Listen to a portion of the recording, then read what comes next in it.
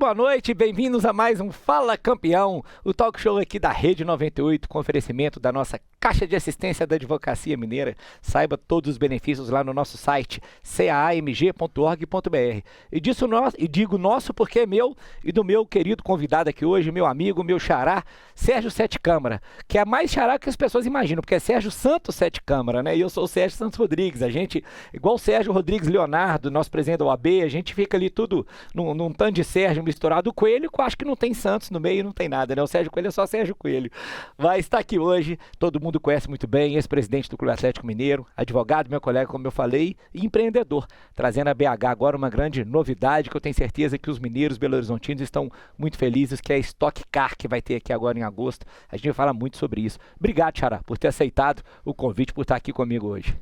Eu que agradeço a você, Sérgio, é uma honra estar aqui com você, né? Nós já somos amigos de muitos e muitos anos e vamos falar sobre Stock Car, vamos falar de futebol. Futebol não pode faltar, enfim, né? Não, claro que não. E depois, mas eu quero começar por esse assunto que está mais efervescente aqui, mas depois também eu quero contar que muita gente não sabe como é que você começou, da sua bravura nos ares e nas montanhas aí. Meu pai que te adora já me contava todo o seu começo aí, mas vindo aqui agora, Stock Car. Eu estou às vezes com algumas pessoas, Xará, e recentemente eu estive com o Renato Valentim lá do Boston City e falava com ele, o mundo precisa de doidos. Renato Valentim é um cara que saiu de Manhuaçu para ir lavar prato em Boston e hoje é dono de 2 times, de um império de restaurante, mas foi e tomou a iniciativa. Você é um cara bem resolvido na advocacia, quem te conhece como é coisa sabe o tamanho do seu escritório, cumpriu o seu papel, a sua paixão de presidir o seu time que você ama, e dá na cabeça agora, eu sei da paixão também que você tem, que nós vamos falar do Serginho, seu filho, falou, vou fazer um evento de Stock Car em Belo Horizonte. Como que isso surge na sua cabeça, assim? Porque eu acho que essas ideias são muito diferentes, fora da caixa, como precisam ser. Como que veio essa ideia? A minha mãe costuma dizer assim, o meu filho, problema pequeno você não gosta não, você só gosta de problema grande. Os pequenos você deixa para os outros. Atlético, agora Stock Car, enfim.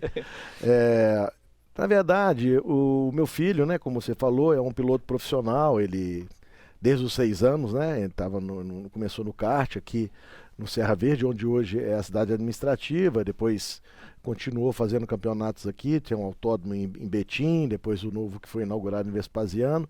E aí ele começou a correr em São Paulo e tal, foi para a Europa, com 14 anos ele já estava morando lá e passou por Fórmula 3, por Fórmula 2, foi piloto reserva da McLaren, foi piloto reserva da Red Bull e hoje está na Fórmula E, que é o segundo maior campeonato de automobilismo do mundo, que são carros similares aos carros de Fórmula 1, que chegam a 320 km por hora e que são totalmente elétricos. Então é uma categoria que tem crescido muito, ela está na 10ª temporada.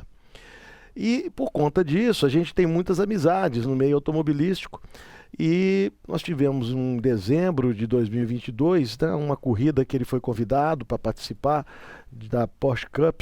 Era uma corrida de duplas e depois eu saí para jantar com o Lincoln Silva, que é um grande empresário de São Paulo, que havia comprado a Stock Car, na verdade a Vicar, que é uma empresa que tem, dentre outras categorias, a Stock Car. Tem também a Fórmula 4, a Stock Car Light, a TCR, mas a principal, sem dúvida, é a Stock Car.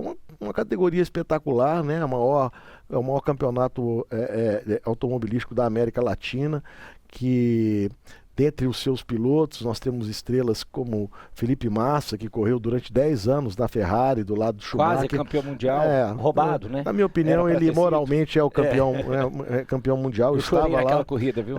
Eu estava lá com o Serginho, ele era menino. E Rubens Barrichello, que dispensa apresentação, também um grande piloto, Nelsinho Piquet, Cacá Bueno, enfim, são muitos campeões que tem ali, né? O que acontece? O Lincoln, conversando comigo, né, ele me disse, Sérgio, a gente, é uma pena não ter uma praça como Belo Horizonte, né? Porque é uma cidade que a gente vê que os eventos lá, quando acontecem, os jogos de futebol, agora o carnaval, né, e tal, será que não teria como? Será que você não conseguiria? Porque só uma pessoa como você, eu só confiaria a uma pessoa como você para viabilizar isso. Aí eu falei com ele, olha, acho que a gente pode tentar fazer uma corrida de rua, né? Corrida de rua, como eu tenho uma larga experiência, né, de vida como pai de piloto, então eu conheci autódromos pelo mundo inteiro, né? Eu tive essa oportunidade. Eu já ia abrir esse parênteses que eu já te conheço e né, para explicar, você não é só pai de piloto, eu me lembro muito bem que uma vez por mês, frequentemente, você estava lá na Europa visitando, acompanhando o seu filho. Exatamente. Né? Então, você não ficava de longe vendo se está tudo bem, né? Não, então... claro. Hoje eu vou com menos frequência, né? Porque os campeonatos que ele participava de Fórmula 3 e Fórmula 2 eram concentrados na Europa. Uhum. Agora não, agora é corrida no México, é corrida no Japão, teve agora a de Tóquio, a semana passada teve Misano, que é no sul da Itália, a próxima é Mônaco. Depois eles vão para Berlim, depois China, depois Portland, na costa oeste dos Estados Unidos. Não dá. Loucura. Aí foi uma ou outra e olha lá. Encaixa. E o que acontece? Então, eu tive a oportunidade de conhecer inúmeros autódromos, ou melhor, circuitos, é diferente. Autódromo é igual Interlagos. Autódromo é como, por exemplo, o autódromo de Monza, né? Spa-Francorchamps, Silverstone, né? São pistas feitas para ser 24 horas durante 364 dias do ano, pista de corrida de várias categorias. Circuito de rua não, circuito de rua, como o próprio nome diz, ele é um circuito temporário, tem ali um evento de 2, 3, 4 dias e depois ele volta a ter o trânsito normal dos carros ali. É o que acontece em Mônaco, é o que acontece, e vou citar alguns outros circuitos de rua, Melbourne, na Austrália, é o que acontece em Las Vegas, que Dubai agora começou. Dubai ou Abu Dhabi, um desses novos também, acho que... Não, lá é autódromo. É porque tem uma marina ali, mas dá a impressão não, mas não é autódromo. Você tem, por exemplo, uma cidade que pouca gente conhece, que é a cidade de Baku, que é a capital do Azerbaijão, né? Eu estive lá por 2 vezes, e é uma cidade muito bacana, né? Ela fica às margens do Mar Cáspio. Eu até fiz questão de botar meu pezinho lá no Mar Cáspio, para falar, pô, eu estive aqui. É uma cidade que se tornou conhecida e que hoje ela saiu de 800 para 4 milhões de leitos desde quando ela começou a sediar uma corrida de Fórmula 1. Né? E aí as pessoas passam a ver aquilo ali e falam, poxa, independentemente da corrida, eu quero ir lá conhecer aquele lugar, né? E eu estava citando aqui, então Las Vegas hoje é corrida de rua, né? Exatamente na Strip, ali no meio daquela confusão toda ali, daqueles cassinos todos ali, exatamente. Em frente ao Belágio ali, né? Passa ali, é uma avenida principal e mesmo assim interromperam, fizeram a corrida. Claro que é interessante, porque faturaram milhões e milhões ali para a cidade, né? Miami também hoje tem um circuito de rua, Pau também é um circuito que não tem Fórmula 1, mas é um circuito muito tradicional na França. Então você vê que tem muitos circuitos que são dentro da cidade, são chamados de circuitos de rua, extremamente charmosos, né? Que fazem com que essas cidades se tornem muito conhecidas e também passem a ser frequentadas não apenas durante os dias de corrida, mas também os outros dias do ano. Exatamente. São Petersburg, por exemplo, é uma. A Fórmula Indy tem muitas corridas de rua também, né? São Petersburg é uma delas, que eu inclusive fui conhecer a cidade porque vi uma corrida de Fórmula Indy lá. São Petersburg, Flórida ou São Petersburg, São Petersburg, Flórida. Sim. Isso. É uma cidade muito bacana também. Eu aí você já vi uma corrida, na cabeça. Aí eu falei, peraí, vamos ver aqui. Aí trouxe uma pessoa da Confederação Brasileira de Automobilismo aqui, falei, você acha que dá para fazer uma corrida aqui no entorno do Mineirão? Porque a gente olhou outras áreas, sabe? Eu já ia perguntar, você foi direto lá? Não, eu primeiro tentei identificar quais áreas poderiam ser em Belo Horizonte. Porque sempre fala, você não fala no Mega Space não dá. Ele não tem quilometragem para a mínima para Stock Car e não é Belo Horizonte, né? É Santa Luzia. Tudo bem, pode ser até que, né, se fizesse lá algumas modificações, aumentasse e tal, mas não é Belo Horizonte. O intuito Sérgio, é exatamente fazer o que Mônaco faz, o que Baku faz, o que Las Vegas faz, vender a cidade. Né? O que eu falei agora de São Petersburgo também, vender a cidade. A pessoa vê a corrida e fala, não, que lugar legal, quero ir lá. Então, esse profissional da Confederação Brasileira de Automobilismo, que é responsável por montar a maioria das pistas no Brasil, inclusive é o cara que é o responsável da FIA, que é a Federação Internacional do Automobilismo por Interlagos, ele veio e olhou para mim e falou, olha, se fizer uns ajustezinhos aqui, dá para fazer. E aí a gente falou, puta, vou embarcar então nessa... Então isso desde dezembro de 22 que essa história isso começou. já foi, quando ele veio aqui, já foi no início de 2023, e ali, a partir dali, eu contratei o engenheiro que fez a pista de Curvelo, né, o Alfredo, um cara muito competente, e aí ele começou a desenhar a pista, nós entregamos, aí eu tive com a Prefeitura de Belo Horizonte, mostrei para eles o projeto, mostrei para eles os números de pesquisas que nós fizemos, né? Fizemos, pra você ter ideia, quando nós fizemos essa primeira pesquisa, né, nós imaginávamos que nós teríamos um público máximo aí de 17 mil pessoas. Hoje a gente tem uma estimativa que nós vamos ter nos 4 dias de evento um público de mais ou menos de 80 a 100 mil pessoas. Que loucura. Em 2 dias de venda nós já vendemos quase 10 mil ingressos. Então, já estamos no segundo lote. O primeiro esgotou, já estamos no segundo, deve estar para esgotar. Isso aí no exterior, o poder público banca. Você pega o estado, o que for, chega lá e fala, eu faço aqui... Em São Paulo, assim. São Paulo gasta todo ano 110 milhões de reais para fazer a Fórmula 1 e arrecada 1 bilhão. Então, quando eu mostrei para o prefeito Fouad, né, a nossa proposta, e falei, olha, eu estou com números aqui para 17 mil pessoas e tal, e mostrei para ele. Super Você vai ter, super conservador, o senhor vai ter aqui um retorno X de ISS em 5 anos, né? A cidade vai receber muitos recursos, existe também aquele ISS que é, vamos dizer assim, proveniente de outras atividades que vão bombar, né? Hotel, bares, restaurantes. De hotel, enfim, né? E aí ele enxergou que realmente, não, o Fouad é um cara de número, né? Ele foi secretário da Fazenda Estadual, Municipal, já foi diretor do Banco Central, uma pessoa que conhece profundamente tudo. Ele não faria jamais alguma coisa que não fosse beneficiar a cidade. Até, aliás, isso é muito importante dizer, que ele, num dado momento, chegou a mim e falou assim, eu não quero estocar para me ajudar em eleição. Eu estou apostando na Stock Car porque eu acho que vai ser bom para a cidade. Né? Então eu achei isso muito bacana por parte dele, e ele então entendeu que, né, dentro desse convênio que nós fizemos com ele, eles teriam que fazer alguns ajustes no entorno dali da pista, né? E é como se ele estivesse fazendo uma antecipação daquilo que ele vai receber já em agosto. Então muita gente falou de forma maldosa, é dinheiro público sendo usado para um entretenimento privado e tal. Bom, primeiro que essas pessoas não só olham um lado, né, não olham o outro. Quer dizer, está sendo feito um investimento, mas ele com certeza já esse ano vai receber não só o que ele colocou ali na obra, mas mais do que isso.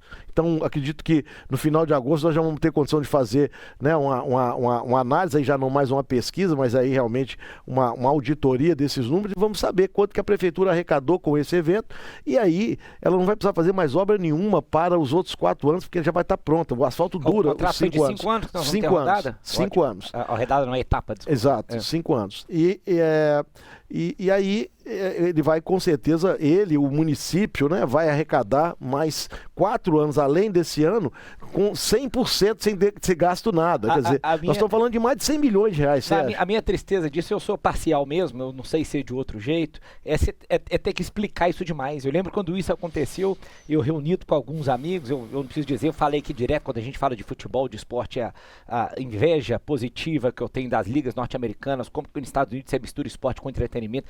Quer dizer, você apresenta um projeto desse lá. Outro dia eu estava vendo o governador do Texas quer levar o Kansas City Chiefs pro Texas porque quer dar um estádio novo porque eles não querem reformar lá. Ou seja, lá eles têm orgulho de colocar o dinheiro público para fomentar o esporte e o entretenimento. Por quê? Porque você vai ganhar no turismo, você vai ganhar no emprego local. Isso tudo você está falando do oficial. E é claro que a gente não pode negar. Você imagina o que vai ajudar para ambulante, para guia turístico, para diversas outras coisas ao redor. Você tem que justificar isso ainda, né, diante de um cenário que eu não tenho dúvida nenhuma que é positivo para a cidade. Em algum momento isso te incomodou? Você falou, pô, não é possível que eu tô tendo que passar por isso, fazendo um bem para a cidade que eu gosto. Que é o que você falou, você podia levar para Curvelo, que está pronto o autódromo lá? Você quis fazer algo diferente. A questão é a seguinte, né? Nós estamos no ano político e é essa que foi a grande questão, né? A gente sabe que, por exemplo, a questão lá da adaptação do circuito, né, necessitou da supressão de 63 árvores, mas o processo para a supressão de árvores foi todo ele feito de forma super legal, né? Não teve absolutamente nenhuma burla nisso. Isso acontece por exemplo, para fazer a Arena MRV, houve supressão de árvore também, houve um processo, houve autorização, o Atlético fez também a contrapartida de plantio. E ninguém é louco de arrancar aquele tanto de árvore no meio da Pampulha. Não, então, e além das 688 árvores de contrapartida que a prefeitura tem que plantar, mais do que 10 vezes mais, nós da organização doamos mais 1.000 árvores para serem plantadas na região da Pampulha ou onde a prefeitura quiser. A gente quer fazer de comum acordo com a comunidade da Pampulha, que a gente quer fazer com que a região esteja mais verde depois do evento do que antes, né? E aí houve o uso político disso, né? Agora nós estamos vendo aí alguns pré-candidatos já botando agora a cara, né? Como de fato a gente já imaginava, né? Quer dizer, não estava nem um pouco preocupado com a questão do corte de árvores, estava preocupado em aparecer, né, politicamente. Que aliás, as pessoas da região da Pampulha, eu já tive com várias, né? Tem aqueles que não concordam, mas tem muitos que querem, muitos querem. E falam, apareceu aqui, fez a propaganda, nunca mais volta aqui, né? Então são os que eu chamo de inimigos da cidade. Eles não estão preocupados se a cidade vai gerar 2.000 empregos, que é o que a Stock Car vai gerar por ano. Hoje, por exemplo, não está tendo a obra lá no entorno do estádio. Quantas pessoas já estão trabalhando lá? Tratorista, chofer de caminhão, quem preparou o asfalto, o camarada que levou a areia, a brita e tal, as pessoas que estão lá, já está gerando emprego. O sujeito que fornece a quentinha para os funcionários que estão lá. Enfim, e aí vem todo o pessoal que vem de montagem. Outro absurdo, a Stock Car é um esporte de elite, não é? Puxa, quantas pessoas trabalham como mecânicos, com motorista de caminhão, carregadores, e no evento, garçons, gente que vai estar no suporte de bar, segurança, possa ajudar. Para todo mundo, essa que é a verdade. Eu discuti isso com alguém também, vieram falar comigo, a questão do barulho. Falei, gente, olha o Mineirão, com tanto de foguete que tem 60 mil pessoas gritando, show que tem no Mineirão, quer dizer, shows maravilhosos, inclusive, né? Nós vamos prestes a ter um boteco do Gustavo Lima que põe 70 mil pessoas no Mineirão, imagina a altura que aquilo fica. E tá certo, tem que ter, né? Show do Elton John, do Paul McCartney, os shows que nós tivemos no Mineirão. Não é possível que eu vou ter mais barulho do que um show, um foguetório. A gente tem, inclusive, comprovação, filmagens e medições, entendeu? De, por exemplo, trilha elétrica agora no Carnaval, que chegava a 120 decibéis, ali na porta do hospital veterinário. Mas daí pode. Então, assim, o que nós não aceitamos é a seletividade. Por que não quer a Stock Car? Não quer a Stock Car porque, politicamente, alguém chegou lá, né, e disse assim, olha, a Stock Car pode ajudar o prefeito atual a se eleger. Então, vamos tirar a Stock Car aqui, porque a Stock Car vai atrapalhar outros candidatos que não querem que ele esteja em evidência. Quando, na verdade, como eu te disse, ele não está preocupado em a Stock Car colocá-la em evidência, mas sim porque ele entende que a cidade, que isso é bom para para a cidade. Vai ganhar porque vão ser injetados aqui 200 milhões de reais por ano que tiver o evento, 2 mil empregos, uma arrecadação de ISS superior a 25 milhões, 25 milhões vezes 5, nós estamos falando em 125 milhões. Você tira os 20 que ele usou lá para fazer a obra, então nós estamos falando em um pouco mais de 100 milhões de reais. Quantas coisas pode a prefeitura fazer com esse dinheiro para quem precisa? E quantas pessoas que estão aí, sabe assim, eu não tenho nada contra a greve da FNG, aliás, muito antes pelo contrário, né? O que eu sei é que eles estão há 6 anos sem ter aumento, então eu sou super favorável a isso. Professor para mim, que também fui professor durante muitos e muitos anos ali na Milton Campos, 17 anos, né? Fui professor lá. Eu acho que é uma das profissões mais nobres que tem, né? Um professor aí com doutorado, mestrado, etc e tal, se você for ver quanto é que ele ganha, inicial, é uma vergonha, entendeu? Porque num país desenvolvido, os professores são muito valorizados, né? Então eu sou super a favor mesmo de que se eles estão esse tempo todo sem ter aumento, que a greve é válida e o governo tem que olhar com sensibilidade para isso aí, né? Então isso é uma coisa que todo mundo tem que ver. O professor é fundamental, né, na formação, claro, e as nossas universidades aqui, infelizmente, no Brasil, não são prioridade, né? E não é só para esse governo, também para governos anteriores. Nós estamos falando que a educação é igual o prefeito... parece que o prefeito que faz esgoto, ninguém dá valor, né?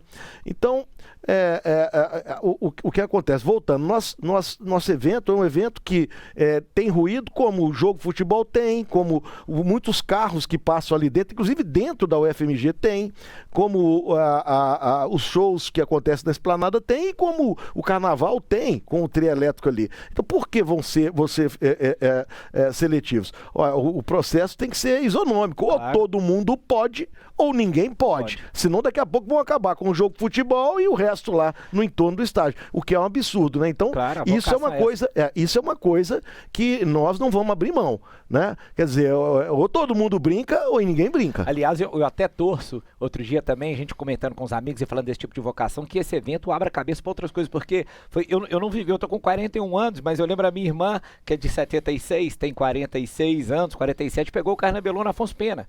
Então você pensar, imagina que coisa bacana o Carnaval de Belo Horizonte desse jeito, fechar Afonso Pena mesmo e botar o povo lá concentrado, com camarote do lado, a prefeitura apoiando, o que você não vai movimentar de gente? Eu torço para que o seu evento seja uma inspiração para essa mudança de mentalidade que existe retrógrada.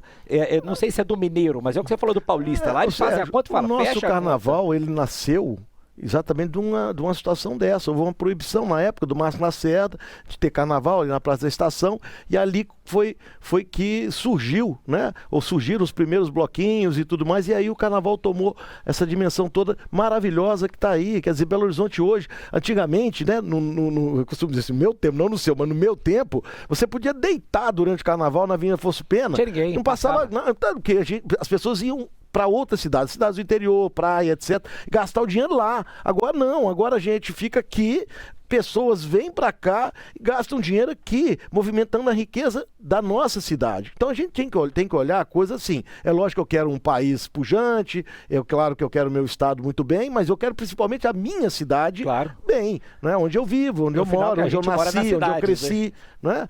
Então é uma coisa assim, que a Banda Mole, por exemplo, vai fazer 50 anos no ano que vem. Né? Já vai fazer 50 anos, estou ficando velho porque eu me lembro das primeiras, né?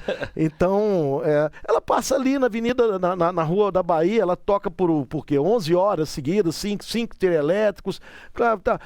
Não tem gente velha nesse caminho, não tem gente idosa, não tem cachorro, não tem gente doente, não tem criança. Não existe evento desse porte que você não tira gente que já foi em Copa do Mundo, final de Champions. É claro que você vai mexer com a cidade de alguma forma e vai ter gente que vai ser afetada, mas então, o que você faz? O que você faz? Você faz medidas de mitigação. Então, para você ver o absurdo que é, não é? Durante o carnaval, que eu sou super a favor e apoio, né? Eu também, quero que venha mais gente, seja mais organizado, com mais dinheiro público. Mas para você ter uma ideia, trios elétricos tocaram ali na Pampulha de 5 até as 11h50 durante 7 horas. Durante 5 dias, 35 horas tocando ali, tá? A 110, 120 decibéis. Olha que o senhor vai dar 2 horas por dia? O nosso dá 1h30 por dia, total 6 horas em 4 dias, né? E os carros fazem 105 decibéis. Se você colocar a medição na boca do do cano de descarga. Porque quando você já chega na calçada, já cai para 87 decibéis. E depois ele vai só afastando. Então, assim, no hospital veterinário mesmo, quando chega no hospital veterinário, lá dentro ele já chega a 65 decibéis, ou seja, abaixo dos 70 decibéis, que é o permitido pela prefeitura, pela legislação municipal, naquele horário diurno. Porque o nosso evento, Sérgio, é um evento que acontece durante o dia, de 10 até as 7 da noite. Né? Ele congrega não apenas a corrida, e aí já falando dessa questão, que é muito importante, né, frisar, que é a quarta, digamos, ou o quarto pilar, né? Nós falamos aqui em imposto, nós falamos em riqueza, nós falamos em trabalho, e tem a visibilidade da cidade, né?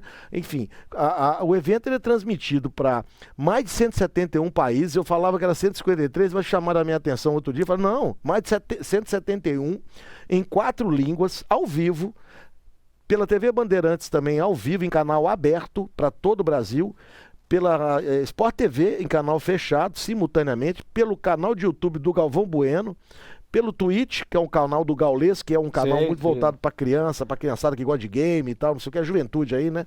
Enfim. E isso vai dar para Belo Horizonte, né, uma visibilidade muito grande, porque vai mostrar o nosso cartão postal, aquela região maravilhosa, o Mineirão, a Pampulha, o conjunto arquitetônico.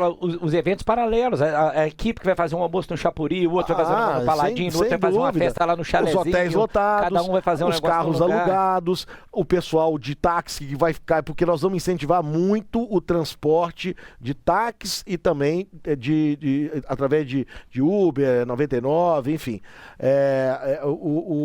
A ideia é de fazer check-in em alguns shoppings, etc. e tal, e o pessoal se deslocar através de van ou através, né, de táxi, etc. Então, isso vai aquecer muito a nossa economia, né? Então, esse é um outro ponto que eu acho que a visibilidade daquela região, que é o nosso cartão postal, vai fazer com que pessoas venham aqui na nossa cidade conhecer antes da Stock Car do ano que vem, depois da Stock Car desse ano, ou durante as próximas edições. E não é só isso. Além de conhecer a nossa cidade, quem vem a Belo Horizonte normalmente faz o quê? Vai também conhecer cidades históricas, etc. Inhotim, vai Ouro Preto. Exatamente. Né? Então eu acho que por tudo isso, né, é um evento que vai trazer Belo Horizonte para um outro patamar. Eu não tenho dúvida, tem o nosso apoio, tenho certeza que da maciça população que é o bem de Belo Horizonte. E só para a gente finalizar esse bloco, você disse que já está no segundo lote para comprar ingresso.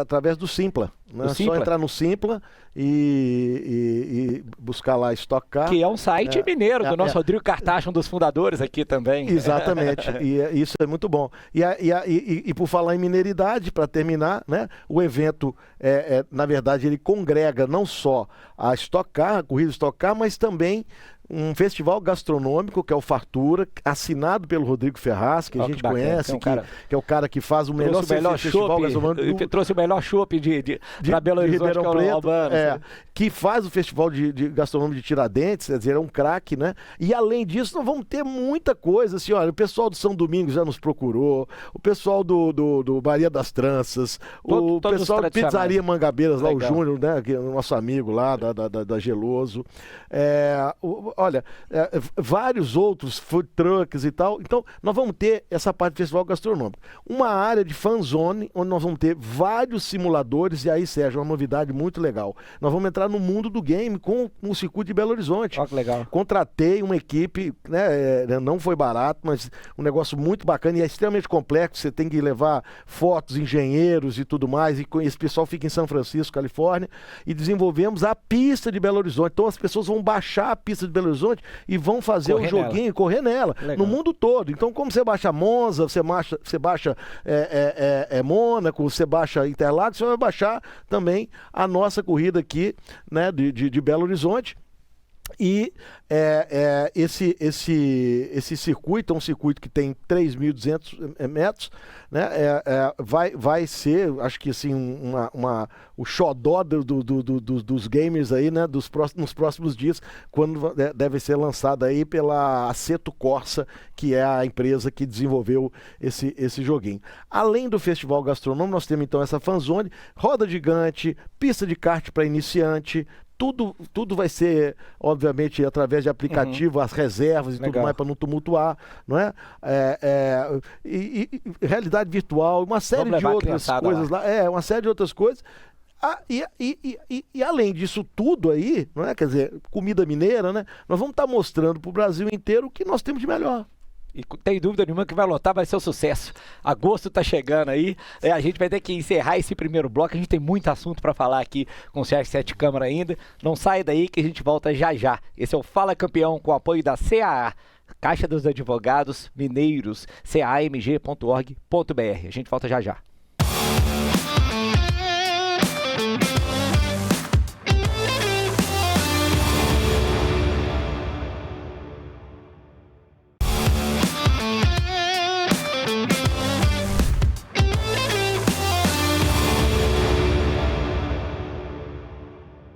Estamos de volta com o nosso Fala Campeão, o talk show da Rede 98, hoje aqui com o Sérgio Sete Câmara, que nesse primeiro momento falou para nós aí dessa veia empreendedora, né? Falamos muito de Stock Car aqui, esse assunto que está tão em voga para nós e extremamente positivo para nós, mas agora vamos falar um pouquinho de você, da sua história também, Xará, já que todo mundo que vem aqui conta porque é um verdadeiro campeão, embora a sua história fale por si só.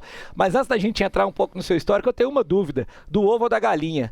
Você começou a gostar de automobilismo porque o Serginho resolveu correr ou o Serginho correu porque você já gostava de automobilismo? Essa história é muito interessante. Eu não tinha eu gostava de automobilismo, acho que como todo mundo da minha geração, que acompanhou a Emerson Fittipaldi, a Piquet, Zé Carlos Paz, Piquet e Ayrton Senna. Então, todo brasileiro gostava disso aí, a grande maioria das pessoas, né? Acordava de madrugada para ver a corrida do Japão, que normalmente decidia, né, o campeonato mundial naquela época e tal.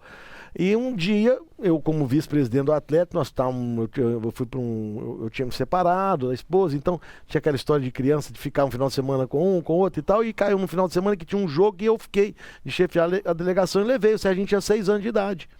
E aí ele foi comigo, né, para essa viagem, e eu fui sair à noite para jantar, me lembro, com o Domênico e com o Rodrigo Lasmar, e antes de sair para jantar, ele me chamou no canto e falou, pai, e ele tava na escolinha do Tafarel aqui, né, com o Tobias. Eu ia lá e perguntava, e aí, Tobias, como é que é? Eu falei, ó, o menino corre muito, mas de bola mesmo até agora não mostrou muito serviço. Ele não encosta muito na bola, não, mas ele corre pra caramba de um lado pro outro no campo. Enfim, ele chegou pra mim nesse dia lá em Fortaleza e falou, pai, deixa eu falar uma coisa, eu não gosto muito de futebol assim, igual o senhor, né? Assim, e eu gosto de carro. Falei, e ele sempre foi doido com carro desde pequenininho, uma coisa assim meio... Eu tenho um irmão que é piloto de avião, sempre foi doido com um aviãozinho desde menino. Acho que tem uma coisa... Com velocidade, de alguma forma. Então... Ele também sempre foi doido com carrinho, era carrinho, não só carrinho normal, carrinho de supermercado, carrinho de aeroporto, e o menino era muito atentado, sabe? Ficava, sumia, e você tinha que sair correndo atrás, aquela coisa toda. Aí perguntou como é que esses caras chegam lá na Fórmula 1, eu não tenho a menor ideia. E aí alguém falou pra mim, não, é kart e tal. Aí eu me lembro, tinha uns amigos meus que andavam de kart, mas eu achava até um negócio meio de bobão, aquele negócio, andando aqueles carrinhos e tal. Aí eu fui lá. No Serra Verde, um amigo meu que andava de kart falou, procura lá o Davi. Davi foi o Cristiano da Mata, começou com ele, Bruno Junqueira, Rafa Matos e o Serginho. E tá lá até hoje. E é um ícone, parece o Lionel Richie. E ele então começou ali pequenininho e foi. Então ele não é o produto, assim, não é uma coisa assim, um desejo, uma frustração do pai. Contrário. Mas você vê muito isso, tá? No meio automobilístico ali e tal, você vê muito menino que sob pressão confessa que está fazendo aquilo ali mais por uma vontade do pai do que dele próprio, que nunca foi o meu caso.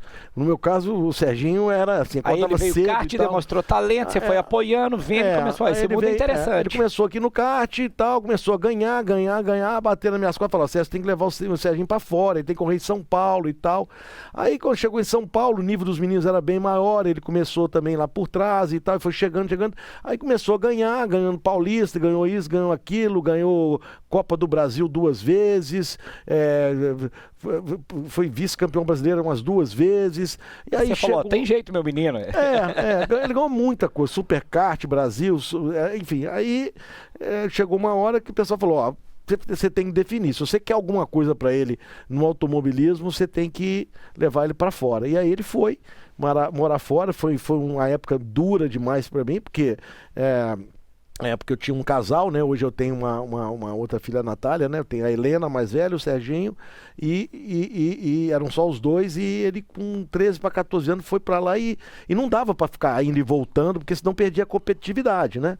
E naquela época já corriam de kart com ele, Max Verstappen, Leclerc, Lando Norris, o Tickton, que hoje é o companheiro dele lá na Fórmula E, o Russell, que também está na Mercedes, vários desses pilotos hoje profissionais, que estão na Fórmula Indy, na Fórmula 1 e na Fórmula E, já corriam de kart, né, nos campeonatos europeus e mundiais, né? A gente correu o campeonato mundial no Bahrein, a primeira vez que eu fui no Bahrein. Aliás, digo-se passagem, né? O Bahrein só é conhecido, porque o Bahrein é uma ilha pequena, né? O Bahrein só é conhecido mundialmente por causa da Fórmula 1. Não tem outro motivo. Ninguém conheceria o Bahrein. Existem outros países também, ali, daquele meio árabe ali e tal, que ninguém nem nunca ouviu falar.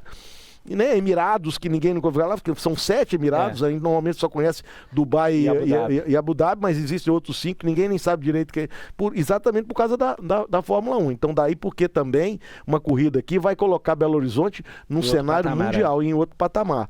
Né? Então aí ele começou a correr de kart lá, e depois a gente fez uns 3 ou 4 campeonatos, europeu e mundial, e aí pulamos pro carro de Fórmula 3, fez 2 anos de Fórmula 3, foi convidado pela Red Bull para ser piloto da equipe de pilotos jovens, né, da equipe de jovens talentos da Red Bull.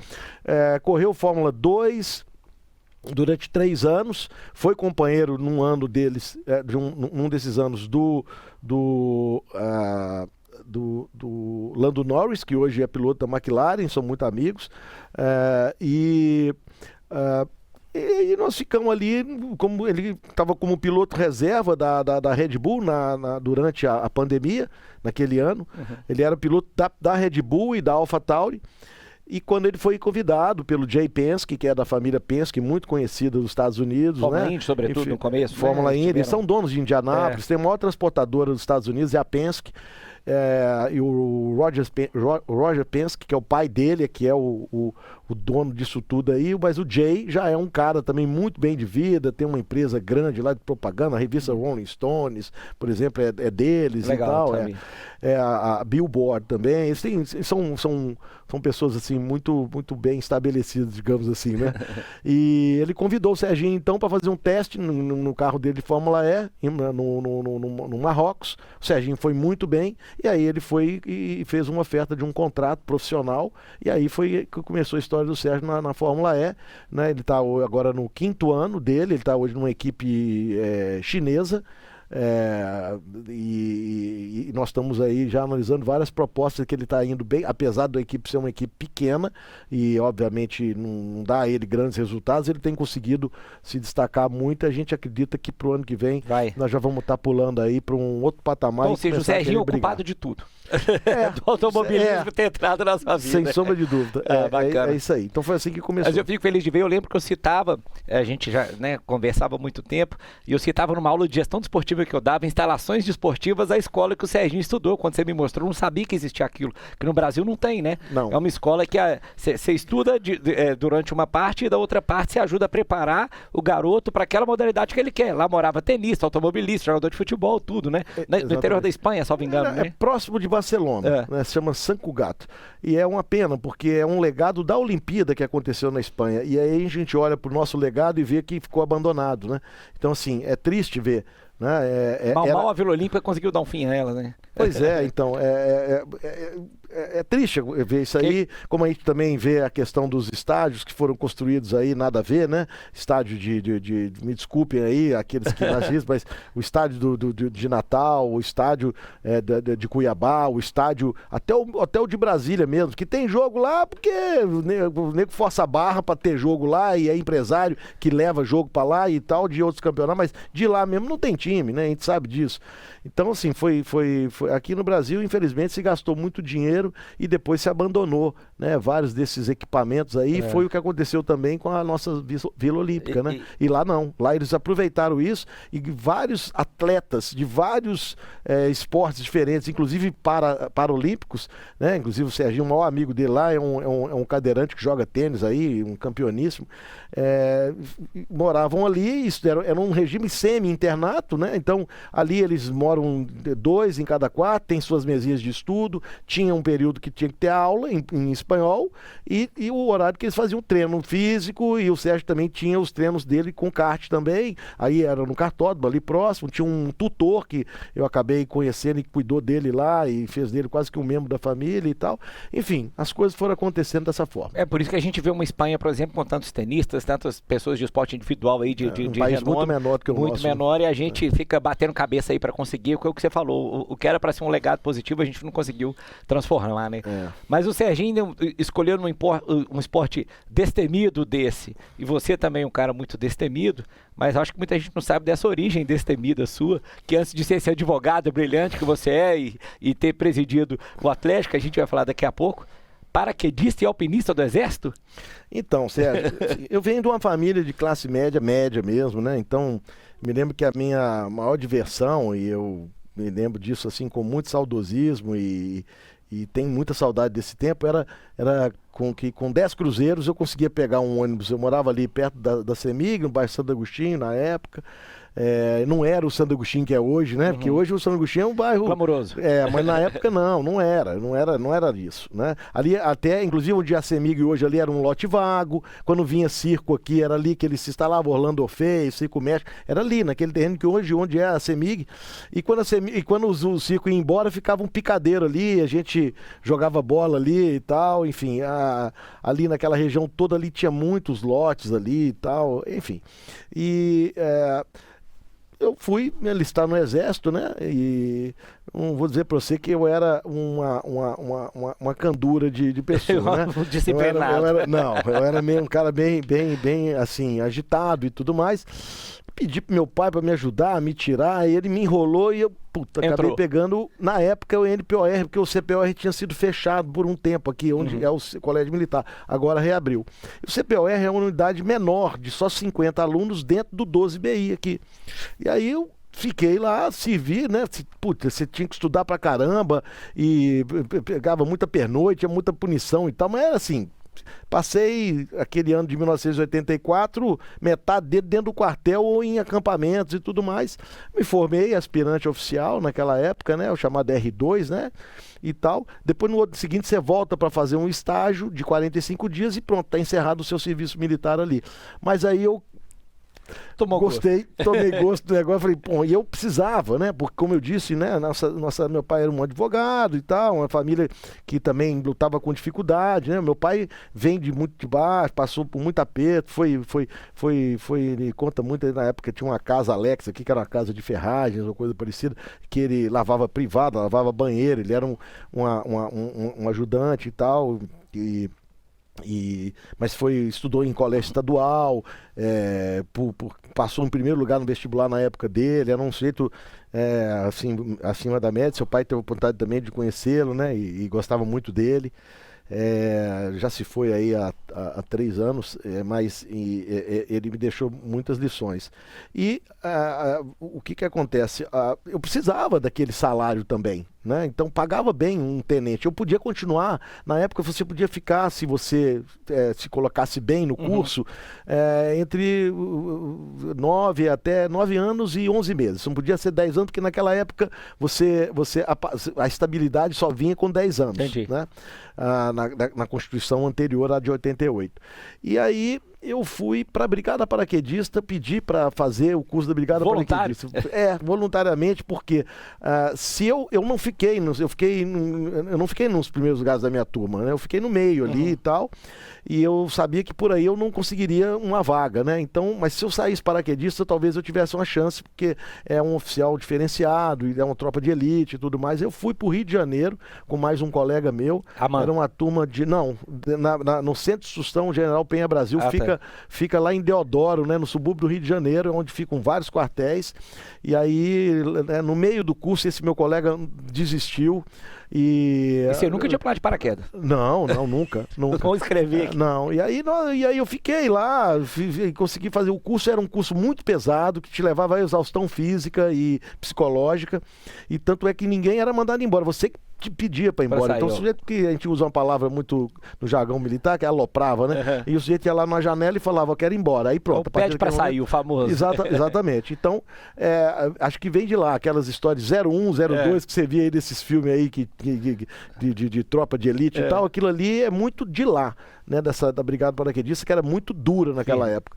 E aí nós éramos, acho que quase 100, cento e poucos, quando nós entramos, todos os aspirantes oficiais R2 formaram 14. Desses 14, acho que os 5 andavam normalmente, o resto estava tudo machucado, arrebentado. Eu consegui passar, e com base nisso aí eu consegui uma das vagas aqui no 12 para voltar para cá e servir como oficial aqui. E estando aqui em Minas, nós temos uma brigada de montanha, os cursos de montanhismo, de alpinismo mesmo, militar, né? E, enfim, são 3 níveis: o básico, o guia de cordada e o top, que é o guia de montanha, hoje guia de montanha avançado. E eu tive a oportunidade de fazer os 3, fui indicado, né? Na época o montanha eu fiz quando eu era aluno, depois o guia de cordada e o guia de montanha, que era um curso bem difícil, com uns testes de sobrevivência, que uma hora dessa eu te conto aí, mas era de jantar cascavel e tudo mais. E fiquei ali durante um tempo, foi muito bom para mim. A Constituição de 88 mudou essa estabilidade para 5 anos, eu já tinha mais de 5 anos, e aí eu tive que largar, né, o exército, e eu já estava formando em direito, e aí segui a minha vida na advocacia, e levei comigo muitos bons princípios que eu aprendi lá. Mas te ajudou também para uma coisa, que a advocacia, que eu falei, todo mundo já conhece, sabe, né, o escritório que você formou, uma empresa praticamente, né, acho que você é um dos pioneiros aqui, junto com outros colegas nossos, acho que nossos amigos, o Laurinho Bracarense, o Décio Freire, o Azevedo Sete, fizeram essas bancas com muitos advogados, né, foram inovadores nisso aí.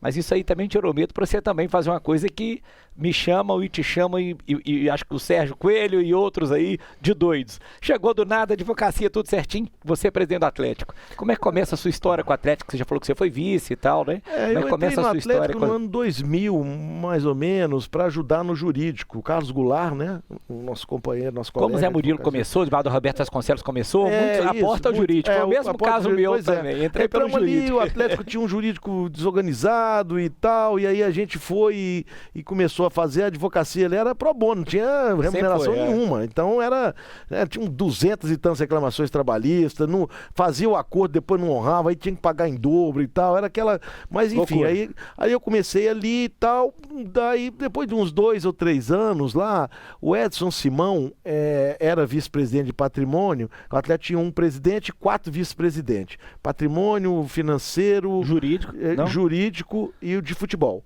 E aí o Edson, ele acho que passou a advogar pro Diamond Mall, achou que aquilo ali era incompatível com a posição dele e tal, e saiu. Abriu essa vaga, precisava só preencher essa vaga e tal, eu fui convidado na época. Quem que era o presidente? Ricardo Guimarães era o presidente. E aí eu fui convidado e aí eu assumi. Aí fiquei ali como vice-presidente do Ricardo, né, por 2 mandatos praticamente. Depois saí um tempo e voltei como assessor do Alexandre Calil, fiquei ali durante alguns anos também, junto com o Gruppen, com o Lázaro, aquela turma ali que acabou também fazendo parte do conselho. Tudo jurídico ao redor, né? Muito advogado. Era muito advogado, né? E aí chegou o Daniel, foi presidente, depois do Alexandre e tal, e aí foi chegando o caminho natural. Foi mais ou menos isso aí. Mas é que quando eu assumi, fui cair na real para ver o que era realmente a coisa, você assusta, né? Porque é uma responsabilidade muito grande quando você entra naquela cabine no estádio. Você acha que você já você vê aquela torcida vida, né? Toda ali e que na hora que a bola rola, né? O seu fígado ele dá uma torcida, né?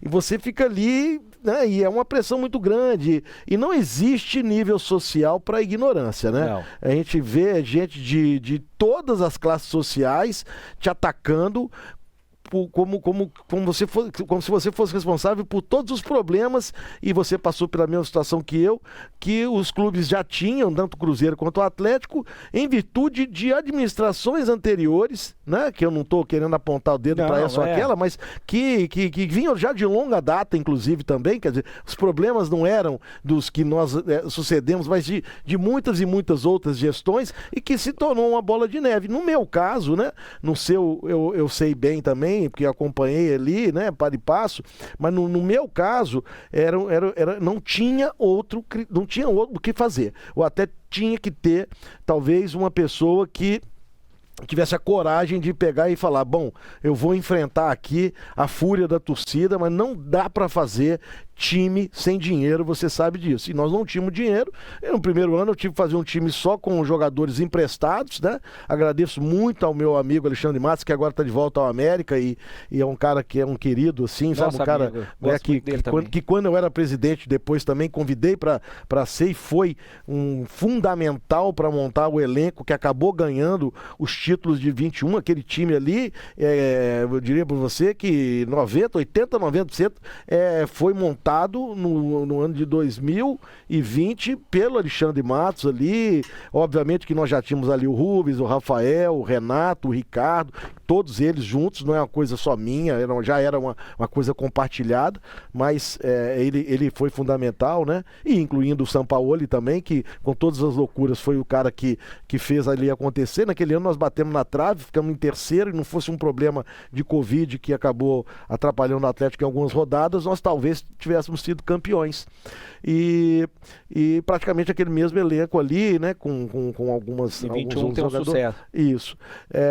Então, Sérgio, minha história no Atlético foi essa aí. Eu fiquei ali 3 anos, tentei nos 2 primeiros anos fazer uma gestão mais austera, né? E muita gente me criticou por isso, né? A palavra austeridade eu passei a ser tratado como se austeridade de forma jocosa, quando na verdade acho que hoje as pessoas começam a enxergar que aquilo era preciso ser feito, porque se não fosse isso, o Atlético ia quebrar, né? Então, o que me fez...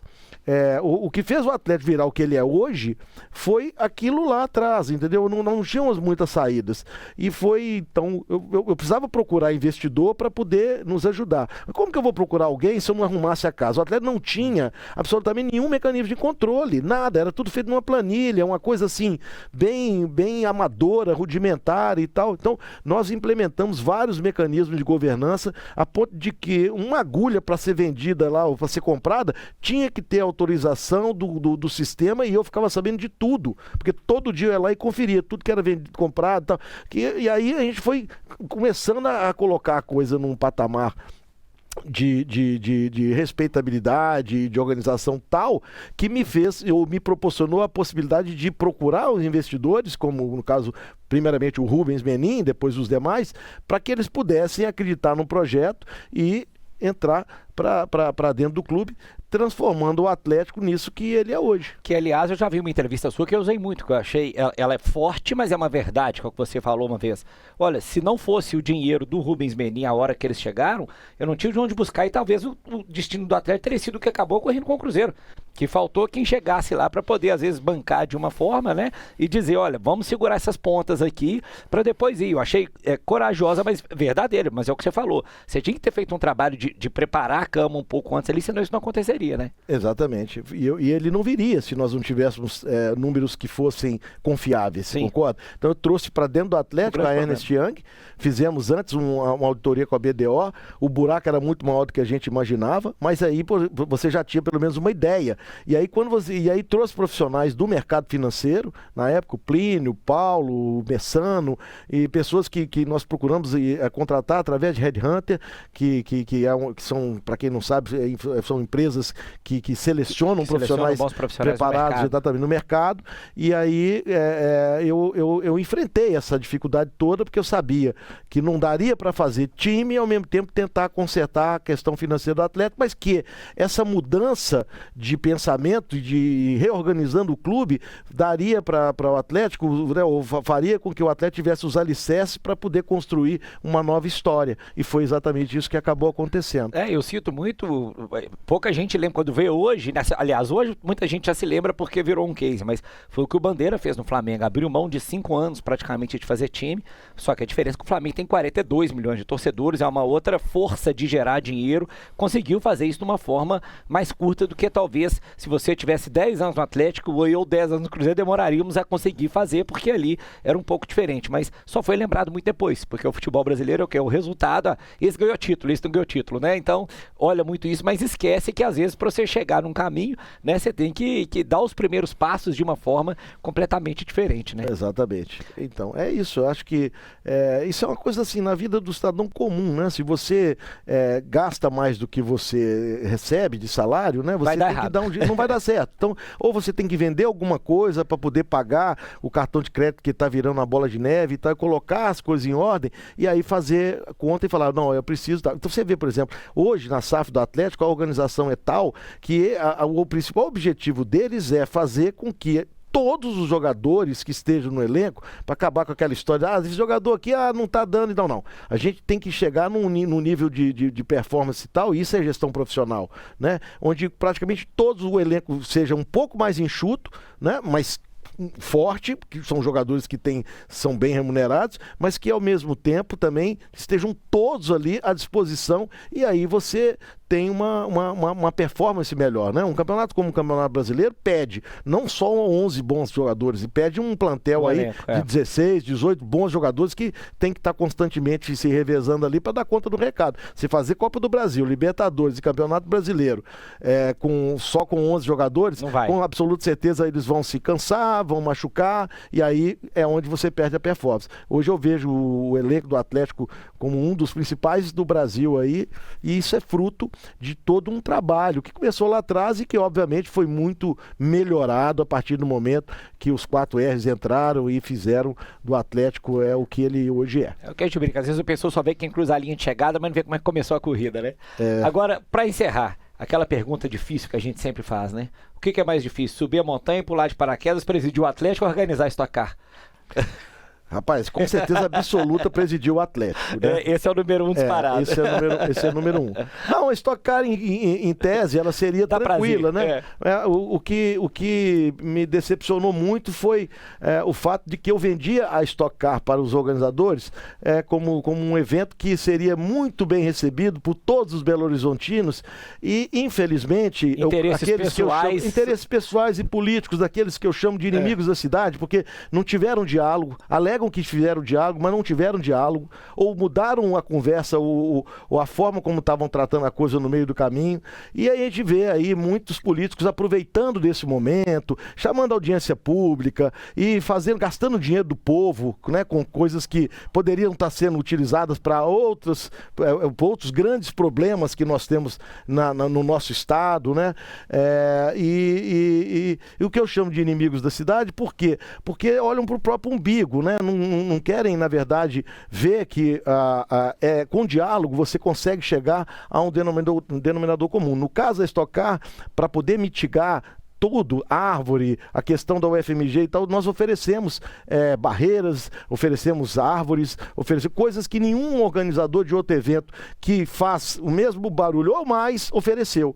Então, foi isso que aconteceu. A gente espera, né, que essas pessoas se sensibilizem, porque nós estamos gerando muito emprego para quem precisa, imposto para a prefeitura usar em obras sociais, dinheiro para dentro da cidade, visibilidade na nossa cidade e entretenimento para muitas pessoas que querem ir no evento, né, e poder aproveitar. E eu diria mais, Sérgio, quem não for no evento vai se sentir muito orgulhoso também, porque vai ver, né, a nossa cidade, aquelas imagens aéreas do aeroporto, do estádio, da Pampulha e tudo mais, e quem é belo-horizontino, ou nasceu ou foi criado aqui, vai com certeza absoluta se sentir muito orgulhoso de ver a sua cidade sendo apresentada, né, para, como eu disse, mais de 171 países e para o Brasil inteiro, porque tem muita gente que não conhece Belo Horizonte. Tem pessoas que só conhecem Rio e São Paulo, e principalmente fora do Brasil. Então nós precisamos mostrar, né, que nós temos aqui uma terra de um povo hospitaleiro, de uma comida maravilhosa,